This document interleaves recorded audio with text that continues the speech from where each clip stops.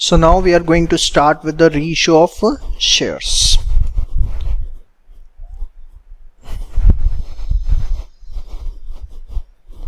See, quite interesting topic. जो 8 number का question आपके पास आता है उसमें इसकी लगभग 1.5 से 2 नंबर की वेटेज होती है और कई बार 4 फीचर के जो सिंपल क्वेश्चंस आपसे पूछे जाते हैं बेटा उसके अंदर भी मतलब जो से 4 फीचर इशू के होते हैं 3 नंबर वाले उसमें भी इसकी 1 नंबर की वेटेज होती है। चलिए रीइश्यू ऑफ शेयर्स की हम बात करते हैं। रीइश्यू ऑफ शेयर्स का मतलब क्या है? सबसे पहले कि जो शेयर्स हमने फोरफीट किए थे शेयर होल्डर से on account of non payment वो शेयर्स अब हम दोबारा से किसी और को इशू कर रहे हैं। तो क्योंकि वो हम शेयर्स दोबारा से इशू कर रहे हैं तो इसलिए इशू ऑफ शेयर्स की जगह मैंने वर्ड यूज किया री इशू ऑफ शेयर्स। तो क्या डेफिनेशन बनी? What do you mean by reissue of shares? Shares that were earlier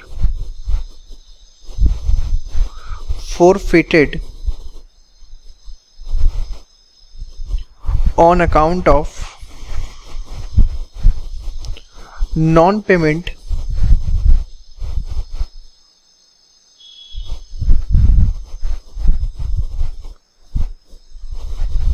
shares that were earlier forfeited on account of non-payment when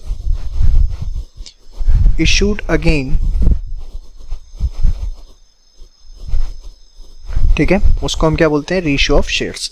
अब देखिए रीइश्यू ऑफ शेयर्स जो है हो सकता है वो पार पर हो सकता है वो प्रीमियम पर हो और हो सकता है कि रीइश्यू ऑफ शेयर्स हम डिस्काउंट पर करें। सर डिस्काउंट पर हमने तो सुना था कि शेयर्स डिस्काउंट पर इशू नहीं होते। आपने एकदम सही पढ़ा था कि शेयर्स डिस्काउंट पर इशू नहीं होते but reissue of shares can be at discount. तो रीइश्यू के केस में 3 केसेस हैं, at par, at premium, at discount. अब जरा थोड़ा सा पेशेंस रख के सुनिएगा, धीरे धीरे सारी चीज़ें क्लियर होंगी। एक बार मैं मोटा मोटा आपको सारी बातें बता दूँ, उसके बाद सारे लॉजिक्स बताए जाएंगे। एट पार कब बोला जाता है? जब हमारा री इशू प्राइस, अगर हमारा री issue price paid up value के इक्वल है। किसके इक्वल है? पेड अप वैल्यू के, तो हम उसे बोलेंगे एट पार। अगर री इशू प्राइस हमारा पेड अप से ज़्यादा है तो हम उसको बोलेंगे प्रीमियम। पेड अप हमेशा क्वेश्चन में आपको गिवन होगा। और री इशू प्राइस अगर आपका पेड अप से कम है तो हम बोलेंगे कि हमने जो शेयर है वो डिस्काउंट पर इशू किया। अब आइए एक एक करके सारी चीज़ों को समझने की कोशिश करते हैं। सबसे पहले केस 1 कि अगर पार पर इशू किया है, ठीक है, उसको समझते हैं। पहले आप इसे नोट कर लीजिए। चलिए केस 1 कि सपोज आपने जो शेयर्स हैं वो एट पार इशू किए। एट पार इशू किए मतलब उसका example ABC limited reissued 100 shares at the rate of 8 each, paid up rupees 8 per share, balance in share forfeiture account rupees से 300। ये क्या है? बैलेंसिंग शेयर फॉरफीचर अकाउंट की जब ये शेयर्स हमने फोरफीट किए थे 100 तो उसका कुछ ना कुछ शेयर फॉरफीचर में बैलेंस होगा। कितना है? 300। अब ध्यान से देखिए, बहुत सिंपल है, इसके अंदर कुछ भी ऐसा टेक्निकल नहीं है। हमने 100 शेयर्स रीइश्यू करे तो पैसा आएगा, तो हम इसके लिए एंट्री क्या करेंगे? Bank account debit. और बैंक अकाउंट जो डेबिट होगा, कितना पैसा आपके पास आया? 100 शेयर्स पे 8 रुपए के हिसाब से आए तो कितना आएगा बेटा? 800। ठीक है। अब जो आप अमाउंट ट्रांसफर करेंगे टू शेयर कैपिटल में, to share capital, share capital के अंदर हमेशा जो अमाउंट है वो जाता है नंबर ऑफ शेयर्स जितने भी आपने री इशू किए हैं इनटू पेड अप, जितना उसका पेड अप है। तो आप एक बात बताओ, पेड अप यहाँ पर कितना है सर? पेड अप भी यहाँ पर 100 है, तो 100 इंटू 8 कितना हो गया? 800। तो आप देखो, आपने 800 रुपये के शेयर इशू किए, एक बार समझ में आ गया कि पेड अप वैल्यू के इक्वल इशू के। तो ये जितना भी बैलेंस आपका फॉरफीचर अकाउंट के अंदर पड़ा हुआ है, अब देखो क्योंकि ये शेयर्स दोबारा से री इशू हो चुके हैं, तो जितना भी बैलेंस उन शेयर्स का in respect of the such forfeited shares हमारे शेयर फॉरफिटेड अकाउंट में पड़ा हुआ है, अब हम उसको सारा का सारा, मैंने आपको बताया था पहले भी, वो कैपिटल प्रॉफिट होता है शेयर फॉरफिटेड का, तो हम अब उसे ऑफिशियली कैपिटल रिजर्व अकाउंट में ट्रांसफर कर देंगे। Share forfeited account debit to capital reserve. जितना भी पैसा आपके पास पड़ा हुआ है वो सारा का सारा पैसा जो है वो हमारा कहाँ ट्रांसफ़र हो जाएगा? वो सर हमारा ट्रांसफ़र हो जाएगा कैपिटल रिजर्व में। तो एट पार केस समझ में आया आपको? जब हमारा रीइश्यू प्राइस जो है वो पेड अप के इक्वल है, तो एंट्री समझ में आ गई। और यहाँ पर जो एंट्री होगी वो किससे होगी? हमेशा पहले क्वेश्चन में प्लीज़ सब कुछ notes proper banana. Number of shares री इशू इनटू री इशू प्राइस, ठीक है। चलिए, और उसके बाद जितना बैलेंस है वो हमने कैपिटल रिजर्व में ट्रांसफर कर दिया। अगला केस लेते हैं बेटा, केस 2। अगर हमने शेयर्स प्रीमियम पे इशू किए,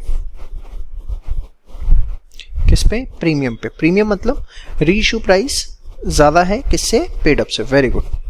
सपोज मैं आपको वही एग्जांपल लेता हूँ या एक नया क्वेश्चन ले लेता हूँ। चलो, XYZ लिमिटेड री issued 200 shares at the rate of 12 each, fully paid up। क्या लिखा हुआ है? fully paid up। fully paid up मतलब फेस वैल्यू, ठीक है। बैलेंस इन शेयर फॉरफीचर अकाउंट उनके रिस्पेक्ट में पड़ा हुआ है हमारे पास 500 रुपये, ठीक है बेटा। चलिए अब देखते हैं कैसे होगा। बहुत सिंपल है, कुछ नहीं करना। आप बताओ, बैंक अकाउंट डेबिट, जो बैंक अकाउंट डेबिट होगा उसके अंदर कितने पैसे आएंगे? 200 इंटू 12।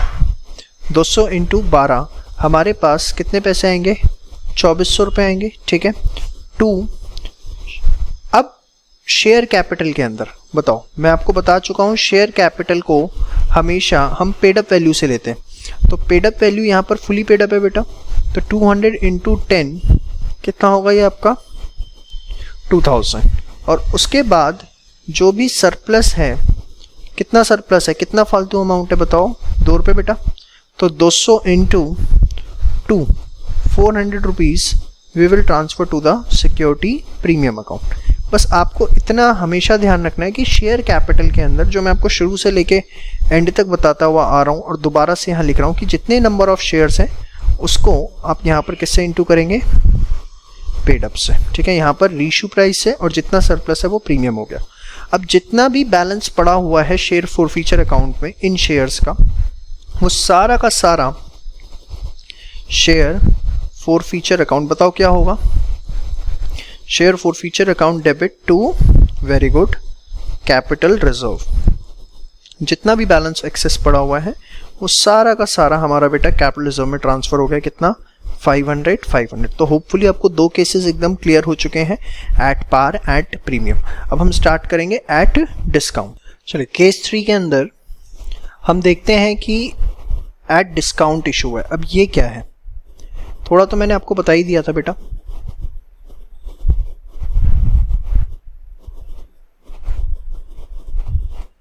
एट डिस्काउंट के अंदर जो हमारी पेड अप वैल्यू होती है वो ज़्यादा होती है और रीइश्यू प्राइस कम होता है। अच्छा, मैं थोड़ा पहले इसकी एंट्री आपको समझा दूं। बैंक अकाउंट डेबिट, इसके अंदर क्या आएगा बेटा? रीइश्यू प्राइस ठीक है। टू शेयर कैपिटल, इसके अंदर क्या आएगा सर? इसके अंदर आएगा हमारा पेड अप। क्या आएगा? Paid up. अब मैंने आपको बताया था पेड अप ज़्यादा है और री इशू प्राइस कम है। सपोज आपका पेड अप है 10 और आपका री इशू प्राइस है 9, मतलब 10 की चीज़ आपने कितने में इशू कर दी? 9 में।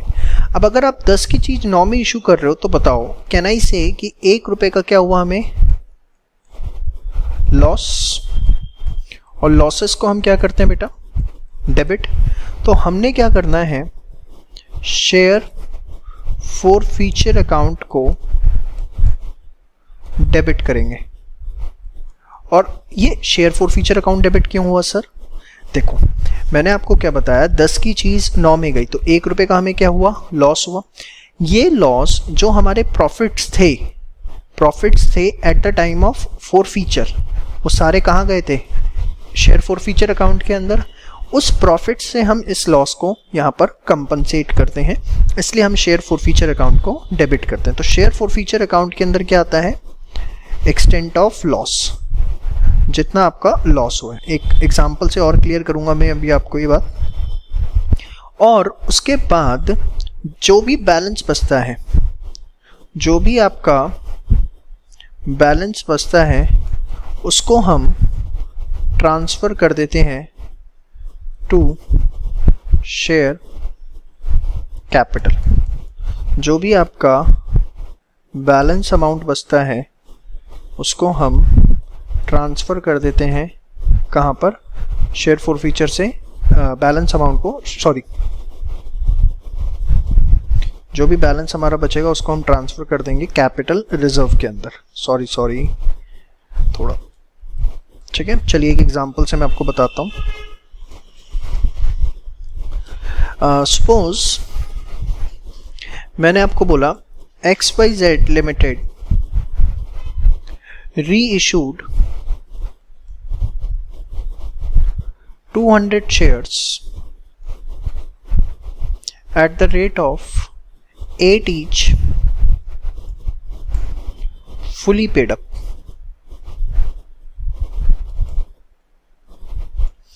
Balance in share forfeiture account जो है वो है आपका 1000। अब ध्यान से देखिए, हमें क्या करना है? सबसे पहले कितना पैसा आया ये बताओ आप। सर 8 रुपये। तो बैंक अकाउंट डेबिट 200 इंटू 8 कितना हो जाएगा? 1600। 200 इंटू 8 1600। नुकसान कितने का हुआ? सर 2 रुपये का हुआ। तो 200 इंटू 2 डेबिट कितना हो गया? 400। कहाँ से लेंगे सर? इसे हम कहाँ से लेंगे बेटा? शेयर फॉरफीचर अकाउंट से। टू शेयर कैपिटल, सर क्या जाता है इसमें बताओ? पेड अप 200 इंटू 10 कितना हो गया? 2000, क्योंकि फुली पेड अप लिखा हुआ है ना, ठीक है। अब बताओ balance left in share forfeiture account कितना बचा? कितना बैलेंस बचा शेयर फॉरफीचर अकाउंट में? भाई बोलोगे तो कैसे काम चलेगा? 4000 माइनस 400 कितना हो गया बेटा? 600। उसको हम, ये सिर्फ आपके लिए है, एग्ज़ाम में इसको दिखाने की आपको ज़रूरत नहीं है, अभी एक एग्जाम्पल करवा रहा हूँ इसलिए ऐसे करवा रहा हूँ। तो जो भी आपका बैलेंस है शेयर फॉरफीचर अकाउंट में कितना? 600, उसको हम ट्रांसफ़र कर देंगे कहाँ पर? कैपिटल रिजर्व के अंदर। शेयर फॉरफीचर में जो भी बैलेंस है उसको हम कहाँ ट्रांसफ़र कर देंगे? Capital reserve. तो तीनों केसेस आपको समझ में आ गए, पार, प्रीमियम और डिस्काउंट। पार में paid up is equals to reissue price, premium में रीइशू प्राइस ज़्यादा होगा और यहाँ रीइशू प्राइस कम होगा। अब इसमें एक दो बातें जो आपको ध्यान रखनी है वो क्या? Maximum discount at the time of reissue of share. Reissue of share के टाइम पर हम कितना मैक्सिमम डिस्काउंट दे सकते हैं? हम रीइश्यू ऑफ शेयर के टाइम पर मैक्सिमम डिस्काउंट जो अलॉट कर सकते हैं that is equal to balance available in share forfeiture account. कितना दे सकते हैं? Balance available in share forfeiture account. जितना बैलेंस अवेलेबल है शेयर फॉरफीचर अकाउंट में मैक्सिमम आप उतना डिस्काउंट दे सकते हो। जैसे यहाँ बैलेंस था 1000, तो आपने यहाँ 400 रुपये के डिस्काउंट पर इशू किया, बट आप मैक्सिमम इस केस में कितना डिस्काउंट दे सकते थे? 1000 दे सकते थे। एक मैं एग्जांपल से आपको समझाता हूँ। अभी आप बस इतना ध्यान रखो, maximum discount at the time of री इशू ऑफ शेयर कितना होगा? जितना बैलेंस अवेलेबल है शेयर फॉरफीचर अकाउंट। ठीक है, अब मैं एक क्वेश्चन लेने जा रहा हूँ जिसके अंदर वेरियस सारे केसेस होंगे और उस केसेस से पूरा री इशू हम एक बार रिजॉल्व कर देंगे। ठीक है, चलिए क्वेश्चन आपके सामने मैंने ले लिया है। X limited forfeited 500 shares for the non payment of 4 पर शेयर और बैलेंस है फॉरफीचर अकाउंट में कितना? 3000। ये शेयर्स पहला एक एक करके सारे केसेस री इशू किए 8 पर शेयर। अब देखो क्वेश्चन में फुली पेड अप के बारे में कुछ नहीं लिखा हुआ। So if nothing is specified in the question you will assume the paid up as fully paid up. If nothing is specified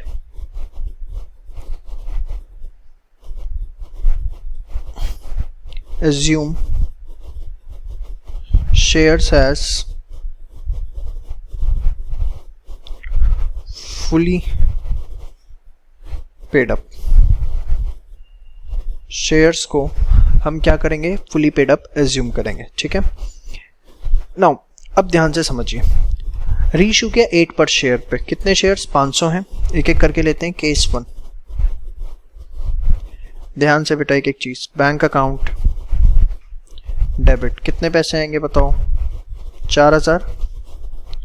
500 into 8, कितने का नुकसान हो रहा है सर? मात्र और मात्र 2 रुपये का। 500 इंटू 2 कितना हो गया? 1000 to share capital. Fully paid up मानना है, कितना हो गया? 5000। ये आप हमेशा ऐसे लिख के आओगे बेटा, ये तो पूरे नंबर आ रहे होंगे तो उड़ जाएंगे। और बैलेंस इन शेयर फॉरफीचर अकाउंट 3000 था, तो यूज़ कितना हो गया यहाँ पर? 1000। तो क्या करोगे सर? बाकी जो है share forfeiture debit to capital reserve मेरा यहाँ पर हो जाएगा 3000 माइनस 1000 कितना? 2000। देखो अगर ये ब्रैकेट में लिख दे तो आपकी सिली एरर अवॉइड हो जाएगी, बाकी लिखना ज़रूरी नहीं है, सीधी सी बात तो ये है। ठीक है, केस 2 में क्या लिखा हुआ है? Shares are reissued at maximum discount. ठीक है, तो बैंक अकाउंट कितना है इसके बारे में मुझे नहीं पता, बट हाँ मैक्सिमम डिस्काउंट मैं कितना दे सकता हूँ? मैक्सिमम डिस्काउंट दे सकता हूँ जितना शेयर फॉरफीचर अकाउंट के अंदर बैलेंस है। कितना बैलेंस है? 3000 टू शेयर कैपिटल कितना? 5000। तो यहां पर ये अब बैलेंसिंग फिगर निकल के आएगी।